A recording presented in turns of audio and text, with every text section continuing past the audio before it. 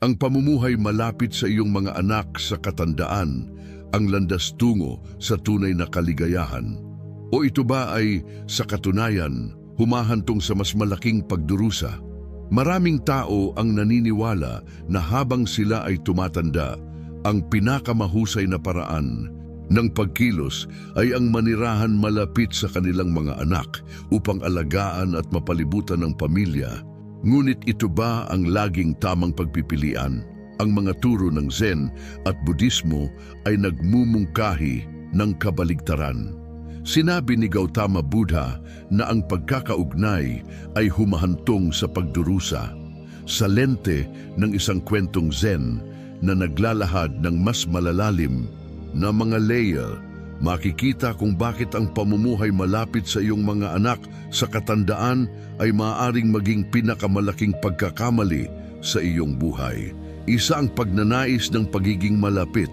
Isang matandang lalaki na ginugol ang kanyang kabataan at kalagitnaang mga taon sa masigasig na pagpapalaki ng pamilya at pag-aalaga sa kanyang mga anak, ay natagpuan ang kanyang sarili na pagod habang ang pagtanda ay gumagapang sa kanya. Ang kanyang buhok ay naging pilak.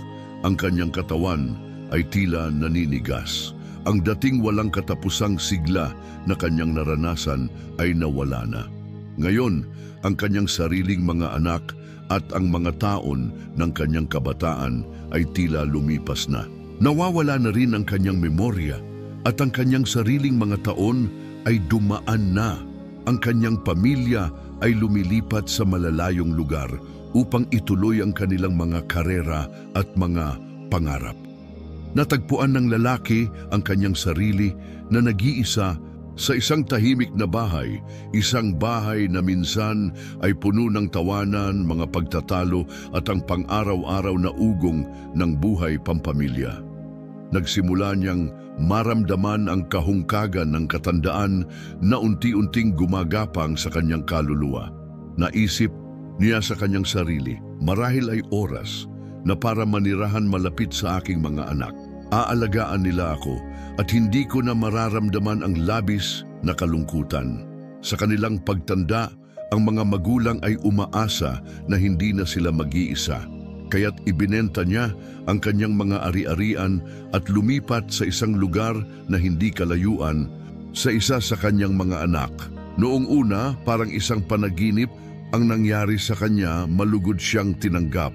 Ang kanyang mga apo ay tumakbo upang salubungin siya at ang kanyang mga anak ay nangakong madalas siyang bibisitahin.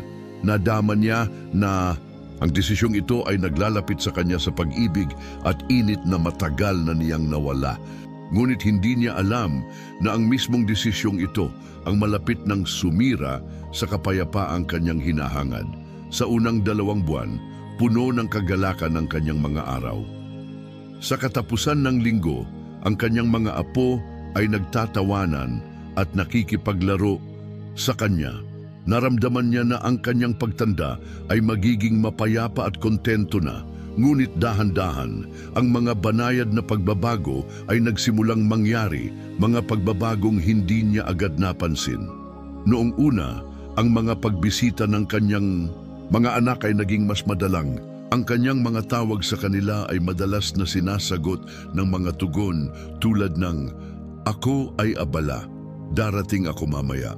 Ang mga apong dating sabik na makita siya ay ngayon tila may hinihintay na iba. May naghihintay sa kanya, isang katahimikang may kasamang lungkot. Wari siya na lamang ang naghihintay para sa isang tao, ngunit ang totoo, naghihintay lamang siya para sa kanyang sarili. Gawain at interes na bumisita ay tila isang kumpanyang kanyang hinihintay, isang kumpanyang labis niyang hinahangad. Ang kaligayahang inaakala niyang magmumula sa pamumuhay malapit sa kanyang pamilya ay unti-unting nagsimulang maglaho. Nadama niya na isa siyang tagalabas sa kanilang buhay, hindi bahagi ng kanilang pang-araw-araw na gawain. Napagtanto niya na kahit nakatira siya malapit sa kanyang mga anak, ang distansya sa pagitan nila ay hindi talaga lumiit. Isang araw, pagkatapos ng isa na namang malungkot na gabi, Umupo siya sa pagmumuni-muni at pinag-isipan ang kanyang damdamin. Naalala niya ang mga salitang paulit-ulit niyang naririnig sa kanyang sarili. Ang aking mga anak, ako'y nag-ugat ng pagdurusa mula sa kanila. Nagsimula siyang mag-isip ng mga salita ni Buddha. Ibinigay ko ang aking kaligayahan sa kanilang mga kamay. Umaasang matutupad nila ang aking mga pangangailangan. Sa ilalim ng bigat ng tatlong bagay, pag-asa, pagkadismaya at lungkot, habang lumilipas ang panahon, ang lalaki ay nagsimulang makaramdam ng sama ng loob. Binigay niya ang kanyang buong buhay sa kanyang mga anak. Pinalaki sila, pinag-aral, at inihanda para sa mundo. Ngayon, sa kanyang katandaan, naisip niya, hindi ba't sila'y dapat gumanti sa akin ng pag-aalaga at atensyon? Ang pag-asang ito ay nagpabigat sa kanyang puso. Hindi niya maintindihan kung bakit ang kanyang mga anak ay tila hindi nauunawaan ang kanyang damdamin. Lumalim ang pait sa kanyang puso. Kasabay nito, dumami ang kanyang pakiramdam ng pagdurusa. Madalas niyang iniisip, bakit ako lumipat dito? Kung ako rin pala ay maiiwang mag-isa, ganito ba talaga ang kahulugan ng aking pagtanda? Ngunit isang gabi, sa gitna ng hindi mapakaling pagtulog, napanaginipan niya ang isang matalinong Zen master. Sinabi ng master sa kanya, kumapit ka sa ideya na ang iyong mga anak ay dapat tuparin ang iyong mga hangarin. Mas inaasahan mo mula sa kanila, lalo kang magdurusa. Ang tunay na kapayapaan, patuloy ng master, ay hindi nagmumula sa iba. Ang tunay na kapayapaan ay nagmumula sa loob ng isang tao. Sa paggising niya, napagtanto niya, naglagay siya ng hindi makatotohanang mga inaasahan sa kanyang mga anak. Ipinapalagay niya na ang pagiging malapit sa kanila ay automatikong magre-resulta sa emosyonal na pagkakalapit. Ngunit kahit na nakatira siya sa malapit, hiwalay pa rin ang kanilang buhay sa kanya. Inaasahan niyang pupunuin nila ang kawalan ng kanyang kalungkutan. Ngunit ito ba talaga ang responsibilidad nila para sa pagsasakatuparan ng attachment, lalo na sa pagtanda? Nagninilay-nilay ang lalaki sa kanyang sitwasyon. Sa kanyang pagninilay, napansin niyang ang sariling kakulangan sa pag-unawa ang siyang naging sanhi ng pagkabigo. Hindi niya lubos na nauunawaan ang likas na katangian ng kanyang pagdurusa. Ang sakit ay hindi dahil sa kanyang mga anak.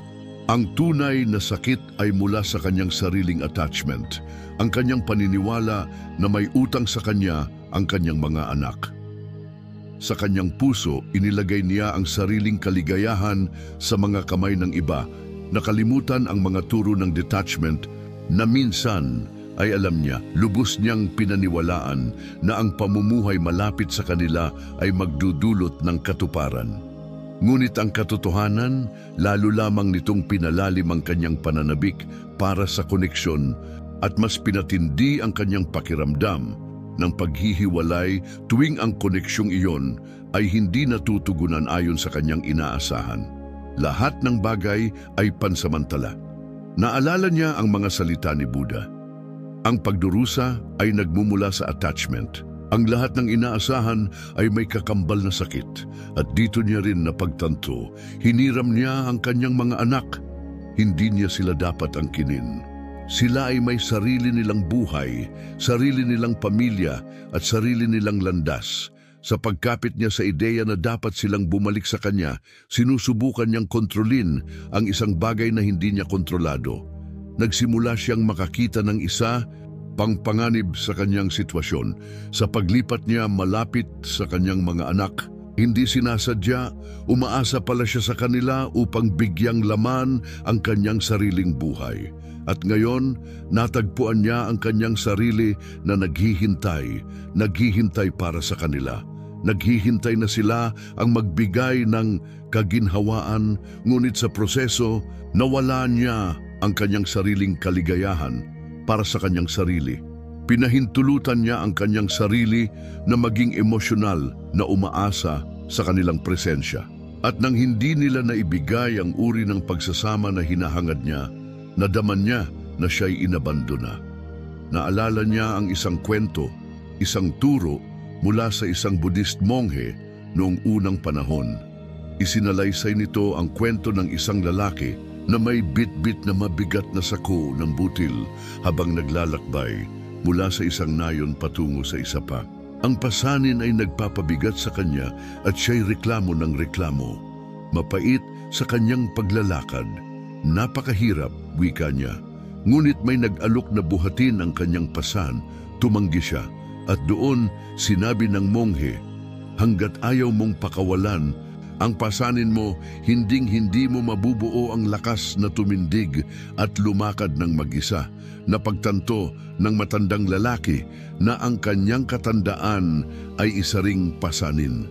Ngunit sa halip na bumuo ng lakas upang buhatin ito ng may karangalan ay ipinasa niya ito sa kanyang mga anak. Inaasahan niya na sila ang pupuno sa kanyang emosyonal na kakulangan.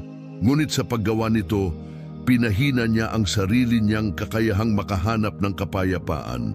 Naalala niya ang 6 na landas tungo sa inner peace. At sa wakas, malinaw na sa kanya, ang pamumuhay malapit sa kanyang mga anak ay hindi ang pagkakamali. Ang pagkakamali ay ang kanyang attachment sa ideya na sila ang may pananagutan sa kanyang kaligayahan. Tunay na kapayapaan na pagtanto niya ay hindi kailanman nagmumula sa iba.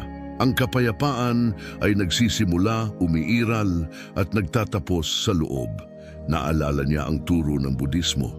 Kapag hinanap mo ang kapayapaan sa labas, maliligaw ka. Hanapin mo ito sa loob at makikita mo na ito'y hindi kailanman nawala. Ang kanyang mga anak, gaano man siya kamahal, hindi nila kayang ibigay ang panloob na kasiyahan na kanyang hinahangad. Ang kasiyahang iyon ay magmumula lamang sa kanyang sariling puso, sa kanyang sariling kakayahang bitawan, sa kanyang sariling tapang na yakapin ang kasalukuyan kahit hindi ito perpekto. Sa halip na hintayin ang kanyang mga anak na tawagan o bisitahin siya, nagpasya ang matandang lalaki na baguhin ang kanyang pananaw. Nagsimula siyang linangin ang pasasalamat para sa mga pagkakataong naabot siya ng kanyang mga anak, gaano man ito kadalang. Tumigil siyang sukatin ang kanyang kaligayahan ayon sa dami ng kanilang pagbisita.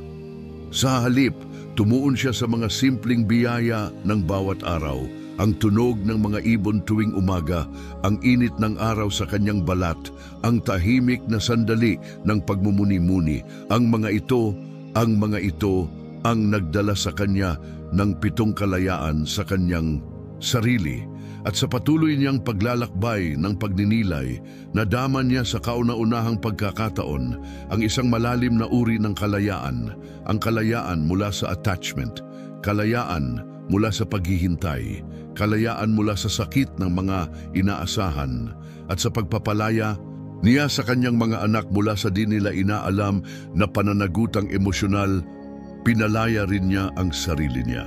Kaakibat ng kanyang bagong kamalayan, hindi na niya naramdaman ang pangangailangang kontrolin ang mga kilos ng kanyang mga anak o hingin ang kanilang atensyon. Sa halip, pinahintulutan niya silang mamuhay ayon sa kanilang sariling landas habang siya ay tahimik na namuhay ng sarili niyang buhay, may kapayapaan at kasiyahang walang inaasahan. At sa muling paglapit ng kanyang mga anak, may napansin silang pagbabago. Hindi ito dahil sa galit o pagkukulang, kundi dahil sa katahimikan. Ang kanilang relasyon ay hindi na batay sa obligasyon, kundi sa pag-ibig. Ang matandang lalaki na minsang gapos ng pagkakatali ay ngayon malaya. At sa kalayaang iyon, higit niyang na-appreciate ang kanilang presensya.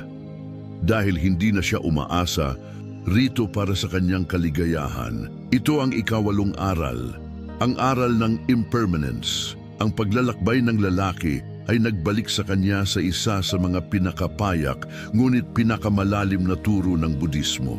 Ang lahat ng bagay ay nagbabago. Wala ni isa ang permanente. Ang ating relasyon sa material na bagay o sa emosyonal na koneksyon ay pansamantala. At kung hindi natin ito tatanggapin, hahantong lamang ito sa pagdurusa. Naunawaan ng lalaki sa wakas na ang kanyang tungkulin bilang ama ay nagbago. Ang kanyang mga anak na dati mga batang nangangailangan ng patnubay ay mga taong may sarili ng mundo, responsibilidad at daan.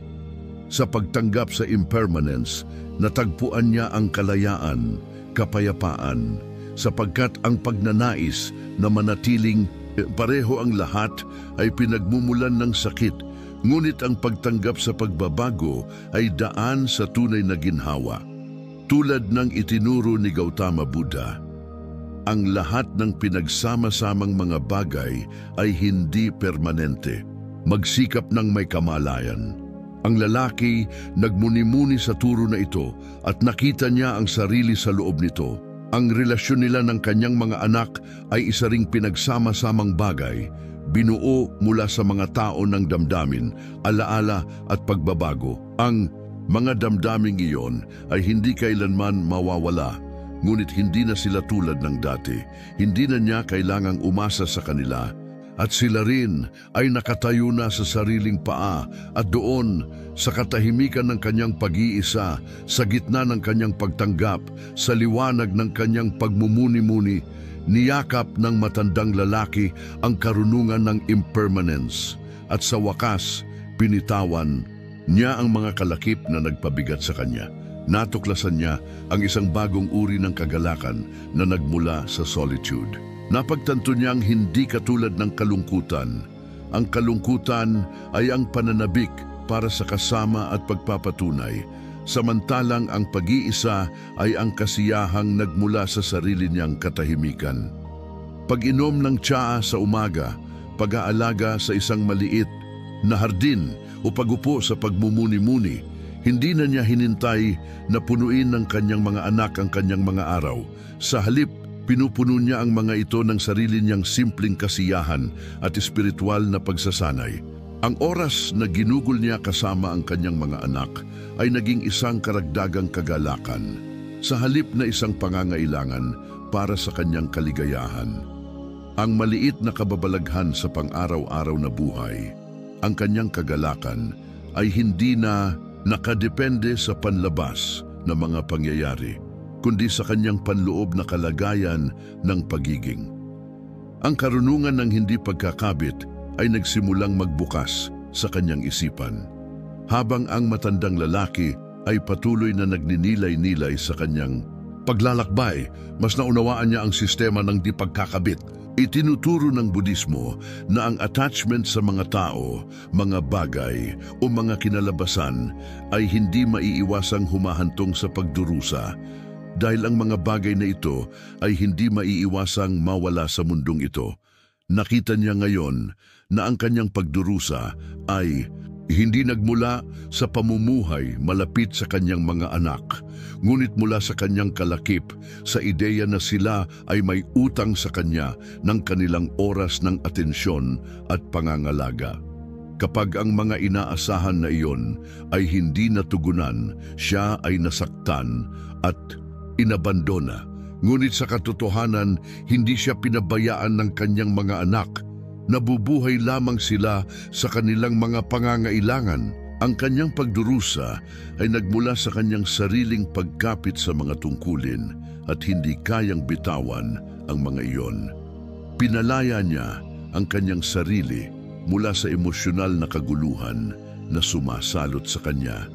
Hindi na siya nakaramdam ng pagkabigo o sama ng loob kapag ang kanyang mga anak ay abala o kapag hindi sila bumisita ng madalas gaya ng inaasahan niya.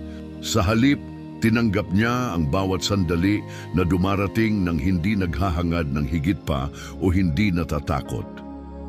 Sa buong bilog ng buhay, sa mga huling taon ng kanyang buhay, napagtanto ng matandang lalaki na ang kanyang paglalakbay ay naging ganap na bilog tulad ng dati niyang pag-aalaga sa kanyang mga anak. Ngayon, naging independyente na sila at ang kanyang tungkulin bilang isang ama ay lumipat. Sa katandaan, nagkaroon siya ng pagkakataon na linangin ang kanyang sariling karunungan at kasarinlan. Itinuro ng Zen Buddhism na ang buhay ay isang serye ng mga pag-ikot, bawat isa ay may kanya-kanyang mga aral.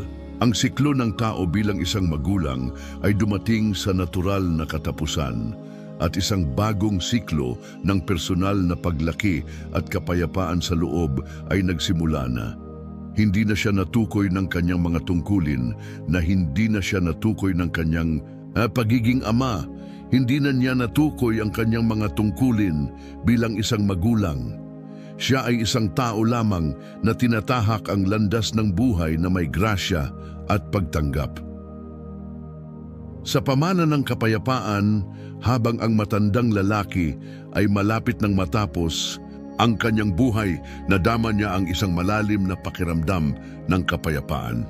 Ang kanyang relasyon sa kanyang mga anak ay lumakas, hindi dahil mas matagal silang magkasama, kundi dahil binitawan niya ang kanyang pangangailangan para sa kontrol at pinahintulutan ang kanilang pagmamahal na dumaloy ng malaya. Ang kanyang mga anak ay binisita siya at hindi niya naramdaman na hindi sila nagmamahal sa kanya. Sa halip, ang kalapitan ay napalitan ng kalidad ng koneksyon na kanilang ibinahagi sa kanyang mga huling araw. Nagmuni-muni ang matandang lalaki sa mga aral na natutunan niya tulad ng mga panganib ng pagkabit, ang kahalagahan ng hindi pagtitiwala at ang malalim na kapayapaan na nagmumula sa loob. Namuhay siya ng buong buhay, hindi sa pamamagitan ng pagkapit sa kanyang mga anak o paghahanap ng kaligayahan sa labas ng kanyang sarili, kundi sa pamamagitan ng paghahanap ng kasiyahan sa bawat sandali at pagtanggap sa impermanence ng buhay. Binapaalala sa atin ng buhay na ang tunay na kaligayahan ay hindi nagmumula sa katandaan, kalapitan sa mga anak, o umaasa sa iba para sa emosyonal na suporta. Sa halip, nagmumula ito sa pagtanggap sa mga turo ng Zen at Budismo, sa pagpapakawala ng attachment, sa hindi pagtitiwala, at sa paghahanap ng kapayapaan sa loob ng sarili. Gaya ng sinabi ng isang guru ng Budismo, ikaw mismo ay dapat magsikap at ang mga Buddha ay itinuturo lamang ang daan patungo sa kapayapaan at kaligayahan na hindi matatagpuan sa iba, kundi sa ating sariling mga puso at isipan. Ang matandang tao ay nag-iiwan ng pinakamalaking karunungan sa landas ng karunungan. Age is not where we live, but how we live. Salamat sa panonood. Sana ay nasiyahan kayo sa video na ito. Huwag kalimutang mag-subscribe sa aking channel para sa higit pang content na tulad nito. I-click lang ang subscribe button sa ibaba at pindutin ang notification bell para hindi ka makaligtaan ng mga update. Huwag mag-atubiling mag-iwan ng komento at ipaalam sa akin kung ano ang gusto mong makita sa susunod. Makikita kita sa susunod na video.